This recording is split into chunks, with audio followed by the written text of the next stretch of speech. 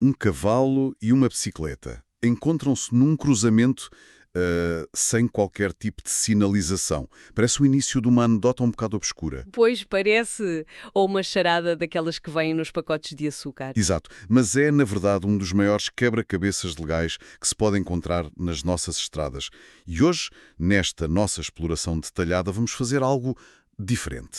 Vamos descodificar toda esta confusão, certo? Sim, vamos descodificar a coreografia oculta que impede que o trajeto entre a nossa casa e o trabalho se transforme num caos total e absoluto. E atenção, o nosso objetivo aqui não é ler o código da estrada. Nem pensar.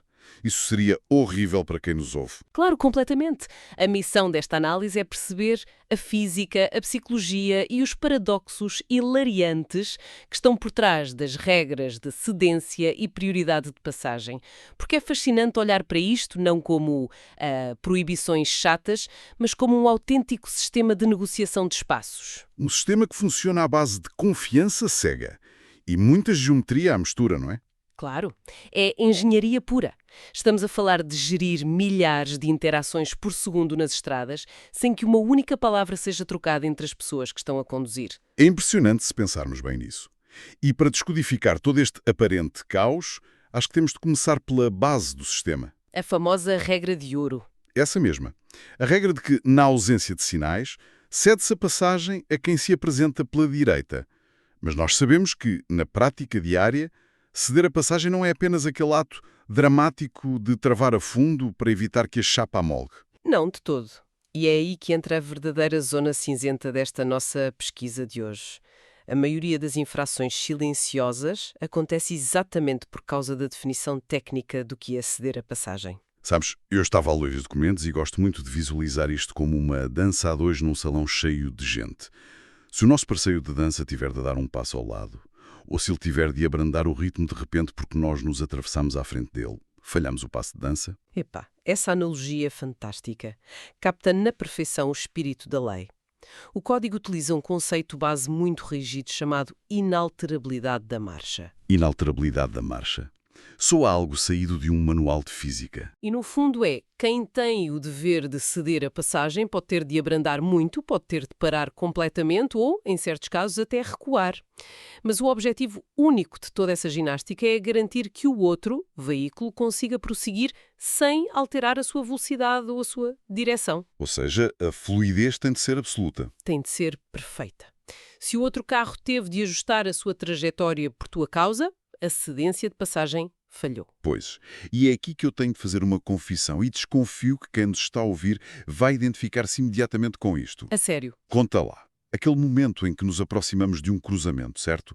Vemos um carro a vir da nossa direita, ainda a uns bons metros de distância, o cérebro faz logo ali um cálculo balístico super rápido e pensamos que se acelerarmos só mais um bocadinho, conseguimos passar primeiro e ele nem sequer precisa tocar no travão. O clássico acelerar para não ter de esperar.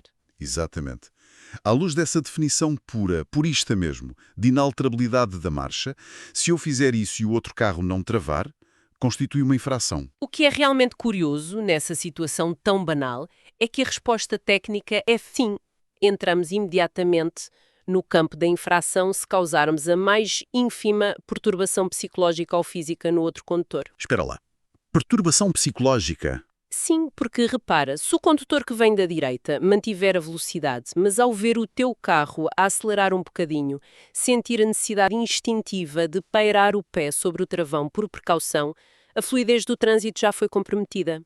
A lei exige que a prioridade seja clara e inequívoca. Uau!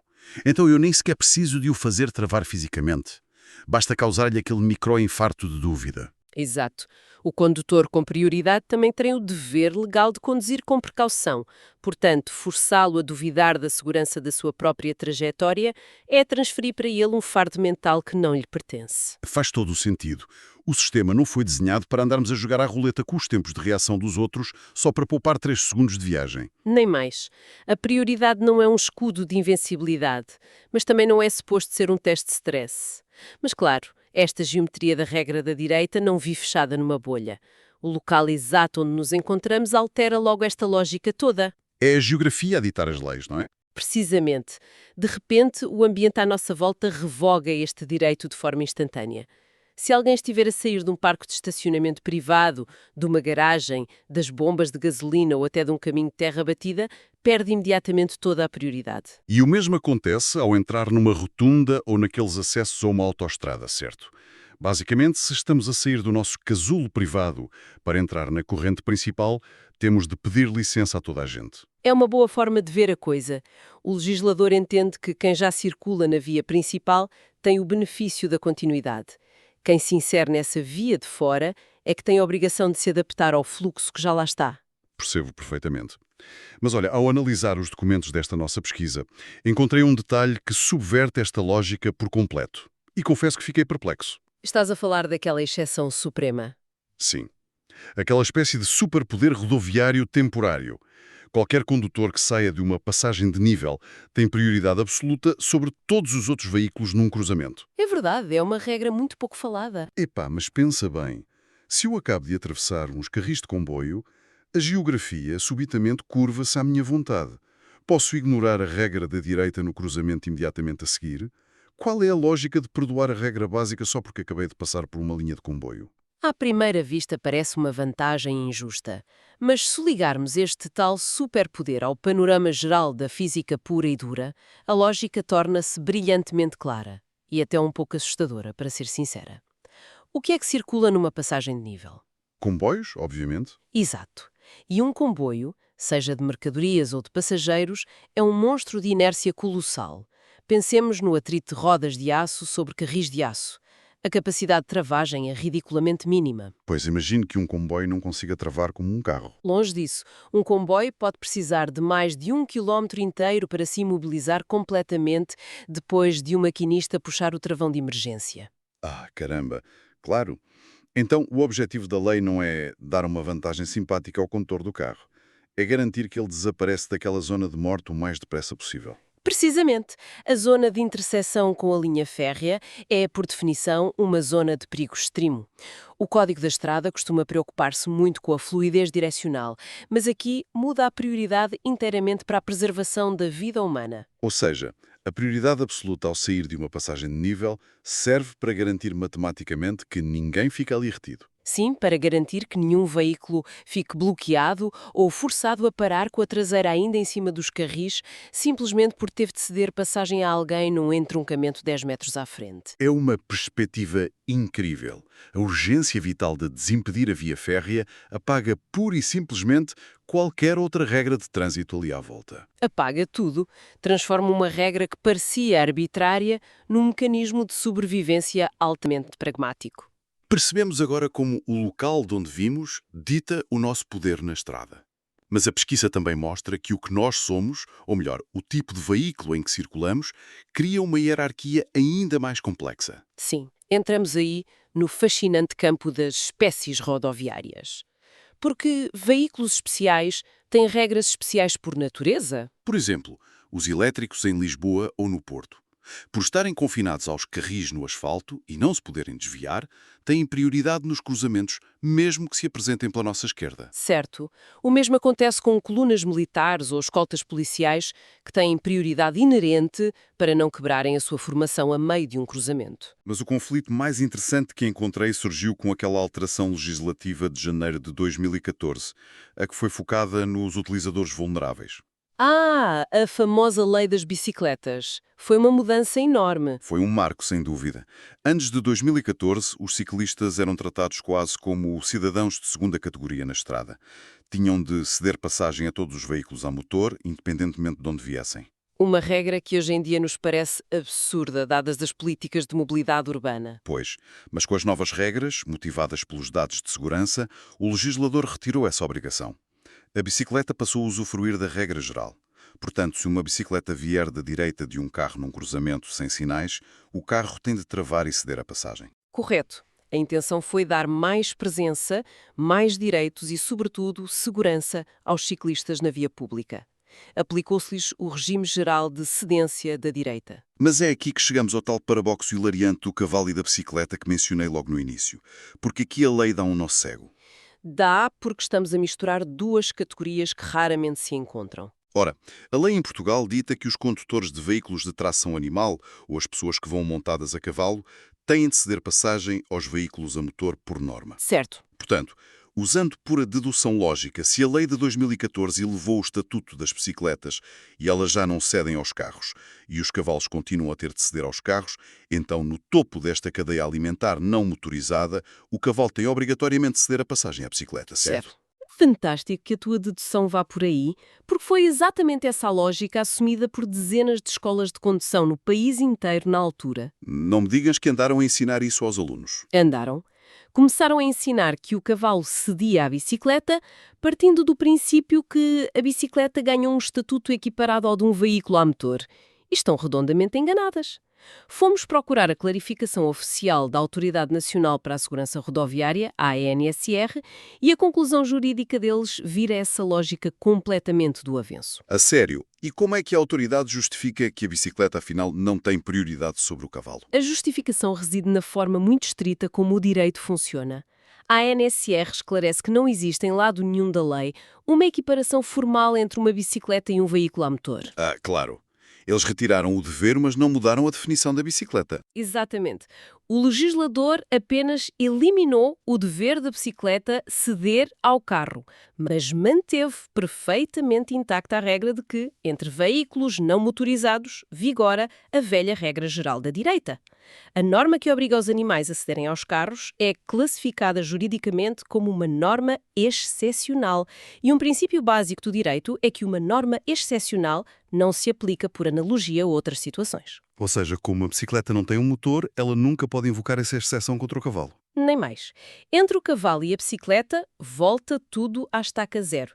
Prevalece a regra da direita. Se o cavalo vier da direita da bicicleta, a bicicleta trava. É assim tão simples. É fascinante como a letra da lei, quando é desconstruída com este nível de rigor, ignora por completo as nossas intuições lógicas e cria cenários quase cómicos nas estradas. E prova que o direito não funciona à base de deduções baseadas em suposições soltas. Mas olha, se um cavalo e uma bicicleta geram esta confusão toda, o que é que acontece quando metemos sirenes e luzes azuis ao barulho? Oi, os veículos prioritários. Sim. Ambulâncias, carros de bombeiros em marcha de urgência, a polícia. A percepção geral das pessoas é que eles são totalmente invencíveis e podem ignorar toda esta arquitetura geométrica que estivemos a falar. Eles têm um domínio quase absoluto do asfalto, é verdade, mas essa armadura tem brechas muito específicas, desenhadas com uma precisão cirúrgica. Brechas de que tipo? Bem, desde que assinalem devidamente a marcha de urgência, com a luz e a sirene, passam a ter prioridade onde normalmente a perderiam, ou seja, ao sair de caminhos particulares, de garagens, e até ao entrar numa rotunda, eles passam primeiro. Mas há um limite para esse poder, não há? Eles perdem esta prioridade perante as leis implacáveis da física que falávamos há pouco. Deixa-me adivinhar. A passagem de nível ataca novamente. Exatamente. Até uma ambulância em código vermelho, numa emergência de vida ou de morte, tem de ceder a passagem a um veículo normal que esteja a sair de uma passagem de nível. O perigo esmagador de um comboio em movimento continua a ser soberano. Fascinante. A física vence sempre a emergência. Sem dúvida. E há outra situação. Eles também perdem a prioridade ao entrar numa autoestrada através dos acessos. Simplesmente porque a diferença de velocidades entre quem entra e quem já lá vai a 120 km por hora cria um risco de colisão catastrófica. Um risco que não pode ser ignorado, nem mesmo por uma sirene. E há outra limitação muito curiosa ao poder das ambulâncias e da polícia, que consta dos documentos. Eles são obrigados a parar, mas parar obrigatoriamente, mesmo perante o sinal vermelho de um semáforo e perante a chapa octogonal do sinal de stop. É verdade. E há muita gente que não sabe disso. Claro que depois de imobilizarem o veículo e garantirem a segurança, podem avançar com precaução sem ter de esperar que o semáforo fique verde. Mas o ato físico de parar as rodas é totalmente imperativo. E por que forçar uma ambulância a parar num stop se a vida de alguém está em risco? Esse ato de parar serve um propósito muito específico de comunicação não verbal, sabes? Obriga o condutor do veículo de emergência a quebrar a inércia, garantindo que o cérebro dele registra aquele cruzamento e, ainda mais importante, garante que os outros condutores que já lá estão percepcionaram efetivamente a aproximação das sirenes. Uma medida de segurança extrema para proteger quem vai salvar vidas. Percebo. E já que tocaste no tema dos sinais de stop e de cedência de passagem, Há um mito urbano gigantesco que uma outra diretiva da NSR veio finalmente deitar por terra na nossa pesquisa. Ah, estou a ver perfeitamente onde queres chegar. Refiro-me àquele mito comum de que ter um sinal de stop obriga a declarar submissão total e absoluta a todo e qualquer veículo que ouse respirar no asfalto da via principal. Precisamente. Muitas vezes as pessoas assumem que um sinal de stop, ou o triângulo de cedência, exige que se espere ali parado até a estrada principal estar completamente deserta até ao horizonte. Mas a ANSR emitiu um parecer jurídico onde clarificou que o dever de cedência só se materializa quando a passagem de dois ou mais utentes é conflituante. Mas deixa-me fazer aqui o papel de advogado do diabo, porque isto na prática é super complexo. Pensemos no seguinte cenário. Eu estou no meu carro, parado no meu sinal de stop. Aproxima-se um carro na via principal vindo da minha esquerda. Pela regra geral do stop, eu teria de ficar ali quieto a vê-lo passar. Certo? Até aí tudo bem? Mas eu reparo que ele tem o pisca da direita ligado. E percebo que a intenção dele é virar por uma rua que fica antes de sequer chegar à frente do meu capô. Ou seja, se desenharmos as linhas no chão, as nossas trajetórias não se vão cruzar em nenhum ponto do espaço. Onde é que queres chegar com isso? Segundo essa leitura estrita da ANSR, eu não tenho de lhe ceder passagem, pois não? Porque afinal não há rotas conflituantes. Mas isso obriga-me a confiar num pisca. E nós sabemos perfeitamente que as pessoas deixam os piscas ligados por engano constantemente. É uma objeção perfeitamente válida. E toca bem no coração daquele dilema enorme entre o que é estritamente legal e o que é seguro. A interpretação oficial da ANSR baseia-se puramente na física da trajetória, cito o documento, atendendo à origem e ao destino. Portanto, é um olhar frio sobre a estrada. É uma equação matemática. Se as trajetórias não colidem fisicamente no espaço geométrico, não há materialidade para existir a tal cedência de passagem. A lei vê o cruzamento só como linhas que se cruzam ou não. O sinal não é uma declaração de submissão feudal a toda a via. É uma submissão apenas àqueles com quem a chapa do teu veículo poderia fisicamente embater. Epá, mas a intuição de quem conduz diz uma coisa completamente diferente. Dá arrepios avançar assim. Sem dúvida. E é por isso que o Código da Estrada não existe no vazio, é o que coexiste com os princípios da condução defensiva. O instinto de autopreservação sugere que nós não devemos confiar cegamente no indicador de mudança de direção que pisca. Até porque um pisca não é uma barreira de cimento. Pois não. O facto da lei dizer que não há infração se as linhas não se cruzarem não elimina de todo o risco real de o outro condutor se ter esquecido do pisca ligado e seguir em frente contra a tua porta. Portanto, o legislador baseou-se na física rigorosa das rotas que se cruzam e no comportamento presumido da máquina. Mas isto levanta uma questão intrigante da nossa pesquisa. Se a lei consegue antecipar a física e a geografia de cruzamentos tão complexos com esta frieza matemática, o que é que acontece quando a geometria pura do espaço simplesmente bloqueia o sistema? Estás a pensar no grande bicho-papão das escolas de condução, não estás? Estou a pensar naquele cenário de pesadelo que é debatido à exaustão e que irrita profundamente quem procura uma lógica inflexível na lei, o famoso impasse impossível. É um clássico. Basta visualizar isto na cabeça. Um cruzamento com um formato perfeito de cruz. Não há sinais verticais de stop, não há cedências, não há semáforos, nem polícias a ditar ordens. E 4 veículos ligeiros chegam lá ao exato mesmo milissegundo, um em cada uma das 4 vias. E todos querem seguir em frente. Pela regra da direita, qual é o carro que tem legitimidade legal para avançar primeiro? A resposta oficial do código, que é aquela que faz o cérebro das pessoas dar um autêntico erro de sistema, é assombrosamente simples. Nenhum. Nenhum. É incrível. É como se o código da estrada entrasse em colapso ali mesmo, porque a lei exige uma hierarquia, mas acabou por criar um círculo vicioso perfeito. Como todos estão perante a regra da direita, todos têm de facto alguém à sua direita. Pois, o carro do norte tem o oeste à direita, o oeste tem o sul tem o oeste e o oeste tem o carro do norte. É um ciclo fechado de submissão infinita. Gosto da ideia do ciclo fechado de submissão. E eu gosto de pensar nisto como 4 pessoas extremamente educadas à porta de um elevador muito estreito. Todas a olhar umas para as outras a dizer: depois de si, por favor. Não, por favor, insisto, vá o senhor primeiro. Como é que isto se resolve na selva de asfalto do mundo real, se a lei encolhe os ombros e vira as costas? A solução prática para este bloqueio é um testamento espetacular à imperfeição e adaptabilidade humana.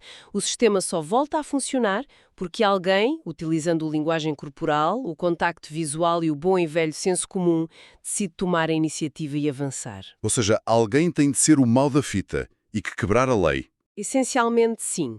Alguém vai ter de, tecnicamente, violar a regra da prioridade, avançando uns palmos devagar, quebrando assim a corrente. No momento em que um dos carros liberta a sua posição, o veículo que estava à sua esquerda deixa de ter um obstáculo à direita. E a máquina descongela logo. O trânsito volta a fluir naturalmente porque alguém forçou um erro no código. E é fascinante notar que a entidade oficial dos exames em Portugal sabe perfeitamente deste buraco legal. Em testes teóricos, repara bem nisto, eles nunca perguntam quem avança primeiro neste cenário. A sério. Fogem à pergunta direta. Fogem. A pergunta é sempre feita de forma relativa. Eles perguntam, o veículo X avança depois de quem? Assumem que aquele desbloqueio inicial já aconteceu por magia. Que maravilha. Exigem que saibamos onde nos posicionamos na correnteza, ignorando o facto de que a nascente dessa mesma correnteza é um autêntico buraco negro jurídico. É o lado humano a remendar a lei matemática. E já que estamos a falar da física pura até estar a resolver impasses de trânsito, há um último cenário na nossa análise onde a lei deixa de lado a direita e a esquerda e abraça totalmente a engenharia mecânica. As vias estreitas? Exato. Quando dois veículos se encontram de frente numa rua estreita, num autêntico funil onde só passa um de cada vez e alguém tem de fazer marcha atrás. Essa é estruturalmente uma das secções mais geniais do código, e muito lógica também. A hierarquia da marcha atrás começa pelo espaço envolvente. Sabes quem tem de recuar primeiro. Pela lógica, quem tiver mais espaço atrás. Precisamente quem estiver fisicamente mais perto de um local mais largo, onde o cruzamento de ambos seja possível. Mas, se as distâncias forem exatamente iguais para ambos os lados, é aí que a física e o peso entram em ação. Os veículos ligeiros são obrigados a recuar perante os veículos pesados. De inércia. É um pesadelo logístico. Mas a lei vai ainda mais longe neste pormenor, não vai? Entre dois veículos pesados de proporções e dificuldades de manobra semelhantes, imaginemos um caminhão de carga pesada e um autocarro de passageiros, quem é que recua perante o outro? Neste duelo de gigantes, os pesados de mercadorias têm sempre de recuar perante os pesados de passageiros. Ou seja, a caixa de carga cede perante a caixa com pessoas lá dentro. É uma prioridade que foca puramente no fator humano. Completamente. E não se trata apenas do peso, trata-se da estabilidade daquela carga humana. Pensa na dinâmica da coisa. No autocarro temos dezenas de pessoas vulneráveis a solavancos, muitas vezes a viajar em pé, segurando-se apenas naqueles varões de metal. Fazer marcha atrás com essa malta toda lá dentro é perigoso. Exato! O centro de gravidade de um autocarro com pessoas a movimentarem-se lá dentro torna a manobra substancialmente mais instável e muito mais propensa a causar quedas do que simplesmente recuar um atrelado que vai cheio de tijolos ou paletes de madeira. E depois há a regra final desta geometria, a que é ditada pela própria gravidade. Qual é? Numa via com forte inclinação, quem sobe tem de recuar perante quem desce. Epá, o que faz todo o sentido a nível mecânico. Obrigar alguém a fazer marcha atrás numa subida íngreme exige um controle brutal do ponto de embreagem. É lutar contra o peso do próprio carro que só quer descair e lidar com pontos secos terríveis para trás e para baixo. Sim, é uma ginástica perigosa. Enquanto recuar a descer, permite simplesmente ir tocando no travão e deixar a gravidade fazer o trabalho pesado de forma muito suave e controlável. O legislador a usar a gravidade como árbitro de desempate. Genial. Portanto, reunindo aqui todas as peças deste enorme puzzle que exploramos hoje. E foram muitas peças. Foram sim. Desconstruímos a definição técnica e matemática da regra da direita, descobrimos que a inércia colossal dos comboios nos dá uma prioridade temporária de sobrevivência, resolvemos o duelo paradoxal entre os cavalos e as bicicletas e até expusemos aquele momento caricato em que a lei colapsa num cruzamento perfeito e tende a entregar a gestão do trânsito ao nosso senso comum. E o que é que tudo isto nos demonstra? Demonstra de forma clara que estas regras estão muito longe de ser apenas listas monótonas feitas para reprovar malta nos exames do código. Elas formam um sistema vivo, um ecossistema orgânico, cheio de nuances e propositadamente imperfeito em alguns pontos. Sim, o sistema que tenta a cada segundo equilibrar a gravidade, a inércia dos motores, a hierarquia social de quem anda na estrada e, no topo disto tudo, a preservação do valor da vida humana. É um equilíbrio fascinante. Mas sabes, essa dependência do senso comum que discutimos ali no bloqueio dos 4 carros deixa-me uma reflexão muito inquietante para o futuro. Inquietante porquê? Deixa este conceito em aberto para quem nos ouve ponderar da próxima vez que for ao volante. Nós sabemos que esse impasse matemático dos 4 veículos só se resolve hoje em dia porque a mente humana utiliza a intuição, viola ligeiramente a lei e toma a iniciativa. Certo, o tal piscar de olhos entre condutores. Sim? Mas o que é que vai acontecer num futuro próximo? Quando 4 carros totalmente autónomos, conduzidos por inteligência artificial e rigorosamente programados para nunca, em circunstância alguma, violarem uma lei de trânsito, o que é que acontece quando os 4 se encontrarem ao mesmo tempo num cenário destes? Uau! Ficarão lá imobilizados num ciclo de submissão infinita. É essa a questão. Ficarão ali parados à espera que um ser humano imperfeito passe pelo passeio e os salve da sua própria programação perfeita e matemática. Essa perspectiva muda completamente o paradigma de que as máquinas vão resolver os engarrafamentos todos. A perfeição tecnológica pode muito bem vir a ficar encurralada exatamente pela mesma falha cega que a imperfeição humana criou na lei original. Exato. Fica a reflexão para levarem na bagagem nas vossas próximas viagens.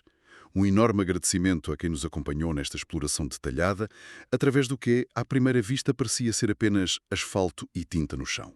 Esperamos que este olhar curioso mude a forma como encaram os cruzamentos amanhã de manhã. Sem dúvida. Fiquem atentos a essa coreografia escondida na vossa próxima viagem. Boas curdas e encontramo-nos na nossa próxima análise.